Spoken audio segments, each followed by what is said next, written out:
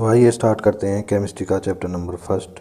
तो chapter first है हमारा केमिकल रिएक्शंस एंड इक्वेशंस। तो इसमें हम पढ़ेंगे केमिकल रिएक्शन क्या होती हैं और उनकी इक्वेशन क्या होती हैं। केमिकल रिएक्शन है वो कितने टाइप की होती हैं और किस तरह से हम उन इक्वेशंस को राइट कर सकते हैं। तो क्लास 10th NCERT एक्सरसाइज के हम सॉल्यूशंस कर रहे हैं। तो चैप्टर फर्स्ट स्टार्ट करते हैं। तो आप देखिए स्क्रीन पर, this is the NCERT exercise. तो सबसे पहले आपको दे रखा है यहाँ पे 1 मार्क्स क्वेश्चन है। 1 मार्क्स क्वेश्चन में आपको ऑप्शन टाइप दे रखे हैं। तो इस तरह से इस एक्सरसाइज में आपको 20 क्वेश्चंस दे रखे हैं। तो अब हम उन 20 क्वेश्चंस का हम सॉल्यूशन करेंगे। तो आइए देखते हैं। तो क्वेश्चन नंबर फर्स्ट करते हैं हम। क्वेश्चन नंबर फर्स्ट करते हैं, साइंस है हमारी, चैप्टर फर्स्ट का क्लास 10th एक्सरसाइज हम करते हैं NCERT। तो फर्स्ट क्वेश्चन क्या कहता है, which of the statement about the reaction below are incorrect. तो कौन सा ऑप्शन इनकरेक्ट है इस तरह की इक्वेशन के लिए। तो आपको ये इक्वेशन दे रखी है तो आपको देखना है तो कौन कौन से इनकरेक्ट हैं। एक तो पहला यहाँ पे lead is getting reduce, lead reduce हो रहा है तो ये गलत है यहाँ पे। सेकंड है carbon dioxide is getting oxides, जो कार्बन डाइऑक्साइड है वो ऑक्साइड्स हो रही है जबकि नहीं हो रही है। तो यहाँ पे राइट आंसर होगा हमारा A एंड B। तो ये इसके लिए इनकरेक्ट हैं। तो आइए सेकंड क्वेश्चन क्या कहता है हमारा, Fe2O3 + 2L2, ये हमें रिएक्शन दे रखी है। तो हमें बताना है कि above reaction is an example. तो ये रिएक्शन है वो किसका एग्जाम्पल है, तो किसका एग्जाम्पल होगा। तो आप भी राइट आंसर है डबल डिस्प्लेसमेंट रिएक्शन। इसमें 2 और मोर ग्रुप क्या हैं वो डिस्प्लेस हो रहे हैं तो इसलिए क्या हो गया, डबल डिस्प्लेस रिएक्शन। तो क्वेश्चन नंबर थर्ड को देखिए आप, what happen when the dilute hydrochloric acid, जब हम डाइल्यूट HCl को हम ऐड करते हैं टू द आयरन फ्लिंग्स के साथ। तो टिक द करेक्ट आंसर। तो आपको क्या करेक्ट आंसर बताना है कौन सा है। तो आंसर ए आएगा, जब भी हम डाइल्यूट HCl लगाते हैं, ऐड करते हैं, तो hydrogen gas and iron chloride are produce. तो आयरन क्लोराइड बनेगी और हाइड्रोजन गैस बनती है। तो आपका ए आंसर सही है यहाँ पे। नेक्स्ट करते हैं क्वेश्चन नंबर 4। क्वेश्चन नंबर 4 कहता है, what is the balance chemical reaction. Balance chemical reaction क्या है, why should the chemical reaction equations भी बैलेंस। और जो केमिकल इक्वेशन है उन्हें हम बैलेंस क्यों करते हैं, तो आपको ये बताना है।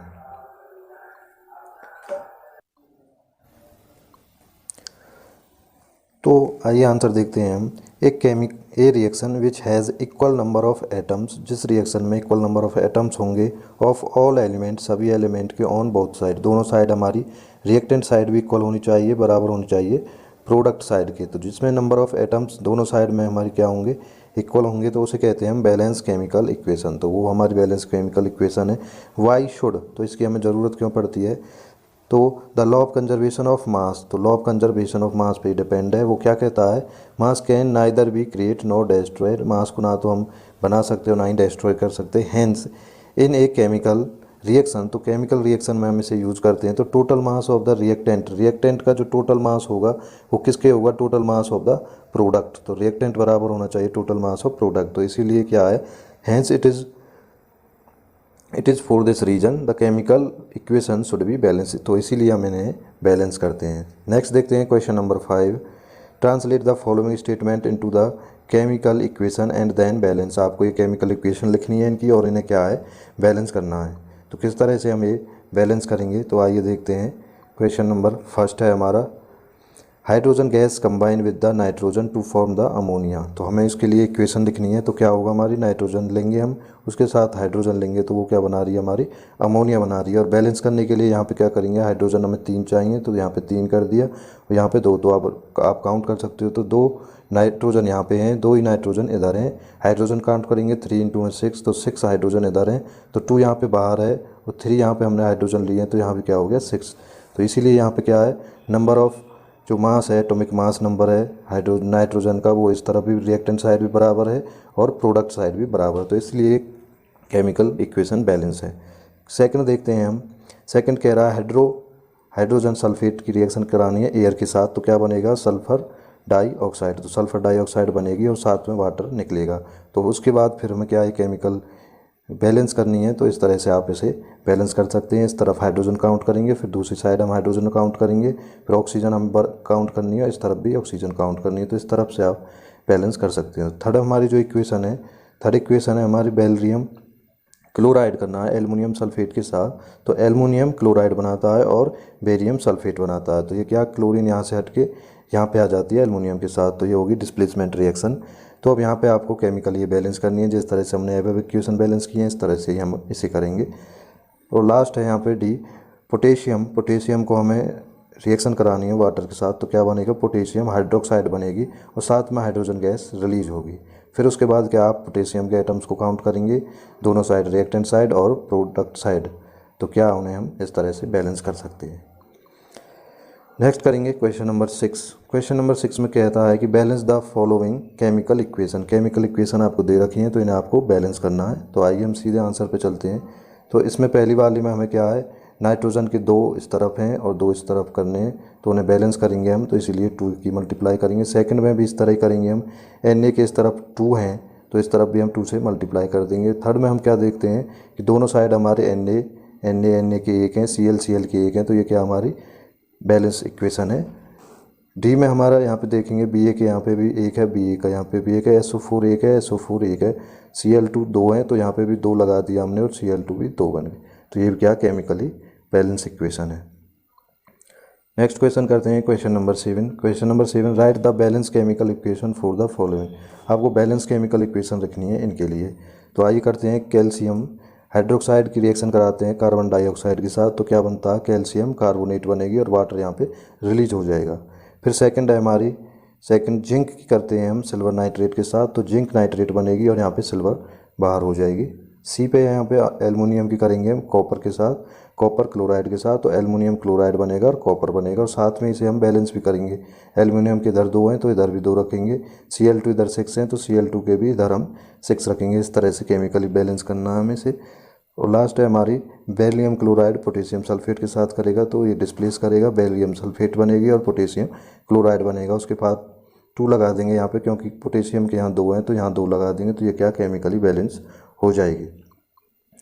अब करते हैं आगे हम next question number 8, right the balance chemical equation of the following and identity the type of the reaction. आपको आइडेंटिफाई भी करना है कि ये किस टाइप की, बैलेंस भी करना है आपको और आइडेंटिफाई भी करना है। तो पहला हम करते हैं पोटेशियम ब्रोमाइड। तो पहला देखिए यहाँ पे पोटेशियम ब्रोमाइड जब रिएक्शन करेगा बेरियम आयोडाइड के साथ, तो पोटेशियम आयोडाइड बनाता है और बेरियम ब्रोमाइड बनाता है। तो पहले हम ये रिएक्शन लिखेंगे, तो ये हमने यहाँ पे रिएक्शन लिख रखी है, पोटेशियम ब्रोमाइड बेरियम आयोडाइड के साथ करेगा, पोटेशियम आयोडाइड बनाएगा और बेरियम ब्रोमाइड बनाएगा। तो यहाँ पे आप देख रहे हैं, तो जो ब्रोमीन है हमारा इधर, तो इधर से वो क्या है, यहाँ पे हमारा इसे डिस्प्लेस कर रहा है आयोडाइड को, तो ये क्या हो गई हमारी, और यहाँ पे 2 से ज़्यादा मॉलिक्यूल डिस्प्लेस कर रहे हैं, तो ये हो गई हमारी डबल डिस्प्लेसमेंट रिएक्शन। तो इस तरह से आपको रिएक्शन लिख के उसका फिर उसके बाद नेम बता। तो इसी तरह सेकंड में भी हम यहाँ पे पहले हम रिएक्शन लिखेंगे, जिंक कार्बोनेट जब भी रिएक्शन करेगा तो जिंक ऑक्साइड बनेगी और कार्बन डाइऑक्साइड बनती है, तो ये क्या हो गई हमारी डिकम्पोजिशन रिएक्शन हो गई। फिर उसके बाद तीसरा देखेंगे हम, हाइड्रोजन जब भी क्लोरीन के साथ रिएक्शन करेगी तो हाइड्रोजन क्लोराइड बनाएगी, तो ये हमें HCl मिलेगा। तो ये कौन सी रिएक्शन होगी, कॉम्बिनेशन रिएक्शन, क्योंकि हाइड्रोजन क्लोरीन के साथ मिलके HCl एक नया प्रोडक्ट जनरेट कर रही है। फिर आगे हमारी मैग्नीशियम हाइड्रोजन क्लोराइड के साथ रिएक्शन करेगी, तो मैग्नीशियम क्लोराइड बनाएगी और हाइड्रोजन गैस रिलीज करेगी, तो ये हमारी डिस्प्लेस रिएक्शन हो गई। तो इस तरह से आप पहले रिएक्शन देंगे, फिर उसका टाइप देना है कि किस टाइप की हमें केमिकल इक्वेशन है हमारी। तो क्वेश्चन नंबर 9 करते हैं। क्वेश्चन नंबर 9 है, what does one mean by the exothermic and endothermic reaction. आप एक्सोथर्मिक और एंडोथर्मिक रिएक्शन क्या हैं उनके एग्जांपल भी दीजिए। तो पहले करेंगे हम एक्सोथर्मिक। तो यहाँ पे वर्ड पे आइए आप, एक्सो का मतलब होता है एग्जिट। तो जहाँ से सिंपली मैं आपको वर्ड्स में बताऊँ, एक्सो मीन्स एग्जिट, तो जहाँ पे भी हमारी हीट एग्जिट होगी, निकलेगी, तो वो हो जाएगी हमारी एक्सोथर्मिक रिएक्शन। और इंडो, इनका मतलब होता है अंदर। तो जब भी हमें रिलीज देनी पड़ेगी, जब भी कोई रिएक्शन हीट लेगी, ज़रूरत होगी उसे इंडो, तो वो रहेगी हमारी इंडोथर्मिक रिएक्शन। तो आइए देखते हैं हम exothermic reaction, the chemical reaction that release energy in form of heat light and sound. जो एनर्जी क्या रिलीज़ करे, एग्जिट करे हीट की फॉर्म में, साउंड लाइट की या फिर साउंड की फॉर्म में, उसे कहेंगे हम एक्सोथर्मिक रिएक्शन। तो जैसे कि आप देख सकते हैं एग्जांपल में, burning of methane in the air. Methane gas को हम एयर के साथ कराते हैं तो CO2 निकलती है, H2O निकलेगा और यहाँ पे हीट क्या वो रिलीज होगी, तो ये क्या होगी हमारी एक्सोथर्मिक रिएक्शन। तो इंडो का मतलब इन, तो reaction that absorb heat energy और require energy in order to produce, और प्रोसीजर के लिए जहाँ एनर्जी की ज़रूरत होगी वहाँ कहेंगे हम इंडोथर्मिक रिएक्शन। तो एग्जांपल सिल्वर क्लोराइड। तो सिल्वर क्लोराइड को सनलाइट के साथ रिएक्शन कराते हैं तो हमें सिल्वर मिलती है, क्लोरीन मिलती है, और यहाँ पे क्या हम हीट दे रहे हैं, तो यहाँ पे हमने ये हीट दी सनलाइट की फॉर्म में, तो तो ये हो गई हमारी एंडोथर्मिक रिएक्शन। नेक्स्ट क्वेश्चन है, next question 10, why is respiration consider as a exothermic reaction. जो रेस्पायरेशन हम सांस लेते हैं छोड़ते हैं तो ये क्या है, एक एक्सोथर्मिक रिएक्शन मानी गई है। तो क्यों मानी गई है, तो सबसे पहले हम देखते हैं इसके लिए रिएक्शन। तो जब भी हम रेस्पायरेटरी में क्या होता है, हमारा ग्लूकोज प्लस ऑक्सीजन हम अंदर ले रहे हैं, तो ऑक्सीजन, तो ग्लूकोज और ऑक्सीजन ये कंबाइन होकर क्या बना रहे हैं, हमें कार्बन डाइऑक्साइड बना रहे हैं और वाटर बना रहे हैं। इसमें क्या प्लस में हीट रिलीज़ हो रही है, इन सब के लिए ज़रूरत पड़ती है हमें हीट की। तो हीट क्या होती है, रिलीज होती है इन सब को तोड़ने के लिए। तो इसीलिए हम क्या है, हम रेस्पायरेटरी सिस्टम को हम एक्सोथर्मिक रिएक्शन मानते हैं। तो आइए देखते हैं, energy in our body is obtained from the food, food से हमें एनर्जी मिलती है। ड्यूरिंग द डाइजेशन, जैसे ही डाइजेशन होता है तो large molecule of the food are broken into the simple substance. तो जो लार्ज मॉलिक्यूल होते हैं वो क्या छोटे छोटे सब्सटेंस में टूटते हैं, जैसे ग्लूकोज। तो ग्लूकोज कंबाइन विद ऑक्सीजन, और यही ग्लूकोज ऑक्सीजन के साथ रिएक्शन करता है इन द सेल्स में और प्रोवाइड एनर्जी, और सेल्स को क्या वो एनर्जी प्रोवाइड करता है। तो इसीलिए जब एनर्जी दे रहा है, निकल रही है यहाँ से, तो इसीलिए इसे मानते हैं it is the exothermic process, और ये एक एक्सोथर्मिक प्रोसेस है। आगे करते हैं question number 11, why are the decomposition reaction called the opposite of the combination reaction. जो कॉम्बिनेशन रिएक्शन है उनका उल्टा मानते हैं डीकम्पोजिशन। तो वो क्यों है, राइट द इक्वेशन रिएक्शन। तो आपके लिए एक इक्वेशन भी लिखनी है। तो पहले देखेंगे डीकम्पोजिशन रिएक्शन। तो decomposition reaction are those in which a compound break into two और मोर सब्सटेंस। तो डीकम्पोज का मतलब है ब्रेक होना। तो जब भी दो सब्सटेंस या दो से ज़्यादा में कोई कंपाउंड टूटेगा तो उसे कहते हैं हम डीकम्पोजिशन रिएक्शन। तो these reaction require a source of energy to proceed. तो यहाँ पे सोर्स ऑफ एनर्जी चाहिए ना आगे बढ़ने के लिए इस टाइप की रिएक्शंस को। They are extract opposite of the combination, और ये कॉम्बिनेशन रिएक्शन है उनकी उल्टी होते हैं, क्योंकि कॉम्बिनेशन में क्या होता है, टू और मोर सब्सटेंस कंबाइन होकर एक नया सब्सटेंस बनाते हैं। तो इसीलिए ये क्या है, उसकी उल्टी है। तो आप यहाँ पे दो रिएक्शंस देख सकते हैं, डीकम्पोजिशन रिएक्शन, ए भी कोई हमने सब्सटेंस लिया उसे एनर्जी देंगे तो वो क्या बन जाएगा, ए प्लस बी, यानी कि वो टूट जाएगा। जैसे कि AgCl को Ag अलग और Cl2 अलग हो जाता है। कॉम्बिनेशन रिएक्शन क्या होंगे, हमारी कोई भी सब रिएक्टेंट हमारा ए और बी वो क्या हो जाते हैं, कंबाइंड होकर ए भी एक न्यू रिएक्टेंट प्रोडक्ट बना देते हैं और एनर्जी वहाँ पे निकलती है। जैसे कि C प्लस O2 ये कंबाइंड होंगे तो ये क्या बनाते हैं, CO2 रिलीज़ करते हैं और साथ में इसके साथ एनर्जी। तो ये हमारी कॉम्बिनेशन रिएक्शन है। तो आगे देखते हैं क्वेश्चन नंबर 12। क्वेश्चन नंबर 12 कहता है write one equation each for the decomposition reaction where the energy is supplied. तो डीकम्पोजिशन के लिए आपको एक इक्वेशन लिखनी है जहाँ पे हमें एनर्जी सप्लाई कर दें in form of heat, light and electricity. तो हमें इनके लिए एक एक इक्वेशन लिखनी है जहाँ पे हम हीट करते हैं सप्लाई, लाइट सप्लाई कर रहे हैं एक रिएक्शन में और एक में हम इलेक्ट्रिसिटी सप्लाई। तो डीकम्पोजिशन रिएक्शन देखते हैं हम पहला। तो ड्यू टू द हीट के लिए क्या होती है, जैसे CaCO3 लिया हमने, उसे हीट देंगे तो CaO उसमें टूट जाएगा कैल्शियम ऑक्साइड में और साथ में कार्बन डाइऑक्साइड रिलीज़ होती है। सेकंड हम करेंगे decomposition due to the light. तो लाइट में क्या होगा, जैसे AgCl लिया हमने, सिल्वर क्लोराइड लिया, सनलाइट के साथ रिएक्शन करते हैं तो Ag अलग हो जाता है, Cl2 अलग, क्लोरीन गैस यहाँ पे रिलीज़ होती है। थर्ड हम लेते हैं decomposition due to electricity. Electricity जब भी हम लगाते हैं जैसे कि H2O, वहाँ से हम इलेक्ट्रिसिटी पास कराते हैं तो क्या है, H2 अलग हो जाती है और O2 अलग हो जाती है, और हाइड्रोजन गैस हमें अलग मिल जाएगी और ऑक्सीजन गैस अलग हो जाएगी। तो ये क्या डिकम्पोज टूट जाएगा दोनों। तो इस तरह से हम हीट, लाइट और इलेक्ट्रिसिटी की फॉर्म में ये तीनों इक्वेशंस को लिख सकते हैं। नेक्स्ट करेंगे क्वेश्चन नंबर 13। क्वेश्चन नंबर 13 कहता है what is the difference between displacement and double displacement reaction. Displacement reaction क्या है और डबल डिस्प्लेसमेंट रिएक्शन क्या है, right equation for these reactions. तो आपको इनके लिए इक्वेशन भी लिखनी है। तो पहले हम जानते हैं आंसर डिस्प्लेसमेंट रिएक्शन। तो डिस्प्लेसमेंट रिएक्शन क्या होती हैं, in a displacement reaction a more reactive element replace the less reactive element. जो मोर रिएक्टिव एलिमेंट होगा वो छोटे वाले लेस रिएक्टिव है उसे क्या डिस्प्लेस कर देगा फ्रॉम ए कंपाउंड, किसी कंपाउंड से। तो उन्हें कहते हैं हम डिस्प्लेसमेंट रिएक्शन। तो इसके लिए आप देख सकते हैं A is more reactive than B. तो क्या होगा, वो यहाँ पे ए है वो क्या बी को यहाँ से डिस्प्लेस कर देगा, वो क्या कर देगा फिर AC के साथ कंबाइंड हो जाएगा और बी को क्या वो अलग कर देगा। इसके लिए आप रिएक्शन देख सकते हैं, जिंक और सिल्वर नाइट्रेट यदि रिएक्शन करते हैं तो डिस्प्लेस कर देगा ये NO3 को, यहाँ से डिस्प्लेस हो जाएगी सिल्वर के साथ, ये क्या आ जाएगा, जिंक नाइट्रेट बन जाएगी और सिल्वर अलग हो जाएगा। तो Zn इज मोर रिएक्टिव, क्योंकि Zn मोर रिएक्टिव है देन द Ag, तो इसीलिए क्या वो इसे डिस्प्लेस कर देगा। डबल डिस्प्लेसमेंट क्या होंगी, in a double displacement reaction two atom और एक ग्रुप ऑफ एटम, दो एटम होंगे या ग्रुप ऑफ एटम्स होगा, switch place to form a new compound, वो क्या करेंगे, वो डिस्प्लेस करेंगे और बना देंगे एक न्यू कंपाउंड। जैसे आप देख सकते हो ए और एम और यहाँ पे एन के क्या हमारे डबल डिस्प्लेस होंगे, तो ए एन के साथ आ जाएगा और बी एम के साथ आ जाएगा। तो जैसे कि देखिए आप एग्जांपल यहाँ पे देख सकते हैं, पोटेशियम ब्रोमाइड लिया हमने और बेरियम आयोडाइड के साथ रिएक्शन करेगा तो क्या बनाएगा वो पोटेशियम आयोडाइड। तो आयोडीन यहाँ पे हमें पोटेशियम के साथ आ जाएगी और ब्रोमीन है वो क्या आ जाएगी, वो यहाँ पे बेरियम के साथ आ जाएगी, बना देगी बेरियम ब्रोमाइड। तो इस तरह से है कि यहाँ पे क्या हुआ, दो और दो से ज़्यादा यहाँ पे क्या है कंपाउंड डिस्प्लेस हुए, तो इसे कहते हैं हम डबल डिस्प्लेसमेंट रिएक्शन। नेक्स्ट करते हैं क्वेश्चन नंबर 14।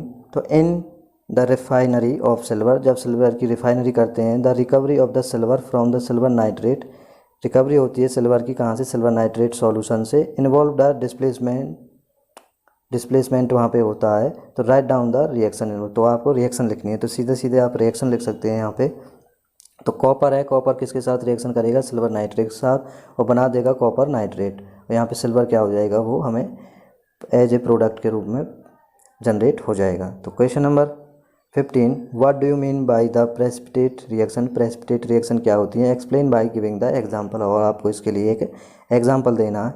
तो ये reaction in which insoluble solid, कोई भी इनसॉल्यूबल सॉलिड है उसे कह रहे हैं प्रेसिपिटेट, इज फॉर्म्ड, जब भी वो प्रेसिपिटेट बनेगा हमारा इनसॉल्यूबल सॉलिड बनेगा तो उसे कहते हैं प्रेसिपिटेशन रिएक्शन। तो वो क्या होगी हमारी बेरियम क्लोराइड, जैसे पोटेशियम सल्फेट के साथ रिएक्शन करेगा और बना देगा बेरियम सल्फेट और पोटेशियम क्लोराइड। तो ये क्या हो गई हमारी, यहाँ पे बेरियम सल्फेट है is obtained as a precipitate, तो ये क्या इनसॉल्यूबल सॉलिड है तो बेरियम सल्फेट, तो हेंस ये क्या हो जाएगी हमारी प्रेसिपिटेट रिएक्शन हो जाएगी। नेक्स्ट करते हैं क्वेश्चन नंबर 16। क्वेश्चन नंबर 16 कहता है explain the following in term of the gain और लॉस ऑफ ऑक्सीजन, गेन और लॉस ऑफ ऑक्सीजन की फॉर्म आपको एक्सप्लेन करना है टू एग्जाम्पल के साथ। तो पहला है हमारा ऑक्सीडेशन को एक्सप्लेन करेंगे और दूसरा हम रिडक्शन को। तो ऑक्सीडेशन क्या होती है, oxidation is a gain of oxygen, oxygen जब भी गेन होगी तो उसे कहते हैं हम ऑक्सीडेशन रिएक्शन। जैसे कि आप देख सकते हैं कार्बन ऑक्सीजन के साथ रिएक्शन करेगी CO2 जनरेट करेगी, और कॉपर के साथ जब भी ऑक्सीजन करेगी कॉपर ऑक्साइड बनाएगी। तो यहाँ पे carbon is oxide to the carbon dioxide बना रही है, कॉपर इज ऑक्साइड होगी तो कॉपर डाइऑक्साइड बनाएगी, यहाँ पे CuO कॉपर ऑक्साइड बनेगी। सेकंड हमें रिडक्शन, रिडक्शन क्या होगी, reduction is a loss of oxygen, जब भी ऑक्सीजन लॉस होगी तो उसे कहते हैं रिडक्शन। तो यहाँ पे देख सकते हैं CO2 जब हाइड्रोजन के साथ करेगी तो CO और H2O रिलीज करेगी, तो ये क्या होगा यहाँ पे ऑक्सीजन क्या हो गई यहाँ पे रिड्यूस हो गई। सेकंड देख सकते हैं CO को यदि हम H2 के साथ कराते हैं तो CO प्लस H2O, यहाँ पे भी क्या ऑक्सीजन अलग हो गई, लॉस हो गई। तो carbon dioxide is reduce to carbon monoxide बना दी, और कॉपर ऑक्साइड रिड्यूस हुई तो कॉपर बना दिया उसने। नेक्स्ट देखते हैं question number 17, a shiny brown coloured element X, कोई भी शाइनिंग कलर्ड एलिमेंट ले लिया हमने X, on heating in air, और उसे हम एयर में हीट कर रहे हैं, become thin black in colour, वो क्या हो जाता है ब्लैक हो जाता है कलर में। नेम द एलिमेंट, तो उस एलिमेंट को बताना वो कौन सा एलिमेंट है जो ऐसे हीटिंग पे किया है वो ब्लैक हो जाएगा कलर में। तो यहाँ पे जो आप देख सकते हैं एन एलिमेंट इज कॉपर, तो कॉपर है, वो क्यों है कॉपर, कॉपर यदि देखिए कॉपर क्या एक ब्राउन कलर्ड एलिमेंट है, कॉपर शाइनी भी होता है, उसे हम यदि ऑक्सीजन के साथ हम कराते हैं और हीट कराते हैं तो वो क्या है ब्लैक कलर्ड एलिमेंट में जनरेट हो जाए, CuO कॉपर ऑक्साइड वो जनरेट करता है, जो हमारी जो क्या ब्लैक होती है कलर में। Question number 18, why do we apply paint और द आयरन आर्टिकल्स, जो आयरन आर्टिकल्स होते हैं जो हमारे सामान होते हैं उन पे हम पेंट क्यों करते हैं, क्योंकि वो क्या रस्टिंग से बचाता है हमें, जिससे कि वो जंग ना लगे और वो ख़राब ना हो और उनका वो क्या टाइम पीरियड इंक्रीज हो जाए। तो आइए देखते हैं, iron element are paint because the applying the paint prevent from the rusting, rusting से बचाता है। वैन पेंट, जब पेंट करते हैं हम, the contact of the iron article from the moist से कॉन्टैक्ट होता है, एयर इज कट ऑफ, तो एयर क्या हो जाती है कट ऑफ हो जाती है। Rusting is prevented, their presence is essential for the rusting to take place, और वो क्या रस्टिंग से भी वो हमें बचाता है। आगे करते हैं question number 19, oil and fat containing food items are flushed with nitrogen, तो नाइट्रोजन के साथ इन फूड्स को क्या हम फ्लश करते हैं, तो क्यों करते हैं nitrogen is a inert gas, nitrogen क्या एक इनर्ट गैस है, डज नॉट इजीली रिएक्ट, और इजीली रिएक्ट नहीं करती है वो ऑयल और फैट के साथ। तो on the other hand oxygen is react with the food, oxygen है वो क्या है इजीली हमारे फूड के साथ रिएक्शन करती है एंड मेक द रेंसिटी, तो रेंसिटी वो बना देती है। Bags used in packing food items are flushed, इसीलिए उन बैग्स को क्या हम फ्लश्ड करते हैं विद नाइट्रोजन, नाइट्रोजन के साथ, to remove the oxygen inside the pack, जो पैकेट हम बनाते हैं उनमें अंदर ऑक्सीजन हो उसे रिड्यूस करने के लिए हम नाइट्रोजन से उन्हें फ्लश्ड करा देते हैं। तो वो क्या है रेंसिडिटी से वो हमारे ऑयल और फैट को हमें वो बचा देती है, अवॉइड करती है। आगे देखते हैं question number 20, explain the following term in one example each, तो आपको एक्सप्लेन करना है और उनके साथ एक एग्जाम्पल देना है। तो पहला हमारा कोरोजन, कोरोजन क्या होता है उसका एग्जाम्पल देना है, और रेंसिडिटी क्या होती है उसके लिए आपको एग्जाम्पल देना है। तो पहला देखते हैं हम कोरोजन। तो corrosion is defined as the process where the material usually metal deteriorate करते हैं as a result of chemical reaction with the air moisture और केमिकल्स ईटीसी। तो कोरोजन क्या होगा, किसी भी जो हमारे आयरन मेटल्स हैं उन पर क्या जंग का लगना, उसे क्या कहते हैं हम कोरोजन कहते हैं। तो उसके लिए क्या होगा, the iron in presence of moisture, जैसे मॉइस्चर रहती है एयर में रिएक्ट करता है ऑक्सीजन के साथ to form hydrate iron oxide बनाता है वो, ए ब्राउन फ्लिकी सबस्टांस है उसे हम कहते हैं रस्ट, तो उसे हम जंग कहते हैं। ये ऑक्सीजन के रिएक्शन करने के बाद बनता है। सेकंड द सिल्वर आर्टिकल, जो सिल्वर आर्टिकल हो जाते हैं become black after some time, आप कुछ समय बाद वो क्या ब्लैक हो जाते हैं, जैसे कि चांदी है, चांदी वो क्या ब्लैक हो जाएगी। व्हेन एक्सपोर्ट टू एयर, जब उसे एयर में एक्सपोज कराते हैं तो this is because it react with sulphur in air, sulphur है जो एयर के साथ रिएक्ट करती है to form the coated of the silver sulphide, तो सिल्वर सल्फाइड की उस पर कोटेड हो जाती है। थर्ड है हमारा copper react with moist carbon dioxide, जो कार्बन डाइऑक्साइड मॉइस्ट में रहती है तो कॉपर उसके साथ रिएक्ट करती है and slowly lose its shining, और उसकी शाइनिंग क्या धीरे धीरे कम होने लगती है and gain A green coated, और वो क्या ग्रीन दिखने लगती है।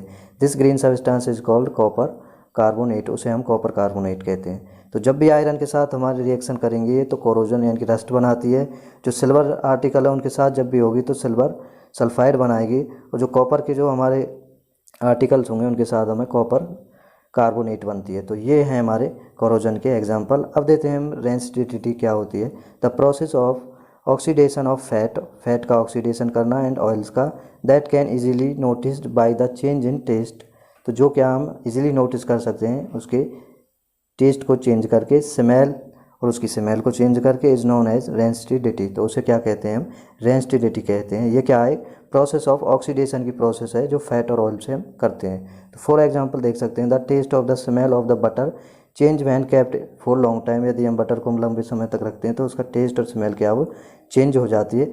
Rancidity can be avoid by, और इसे हम कैसे किस तरह से बचा सकते हैं, storing the food in air tight container, इसीलिए हम एयर टाइट कंटेनर में रखते हैं फूड को, एडिंग द एंटीऑक्सीडेंट ऐड करके, और storing the food in the environmental of nitrogen, और नाइट्रोजन के एनवायरमेंटल में हमें स्टोर करके, इसीलिए जो पैक हैं वो नाइट्रोजन से हम फ्लश कराते हैं। तो ये हैं आपके 20 क्वेश्चंस, तो do practice for these questions and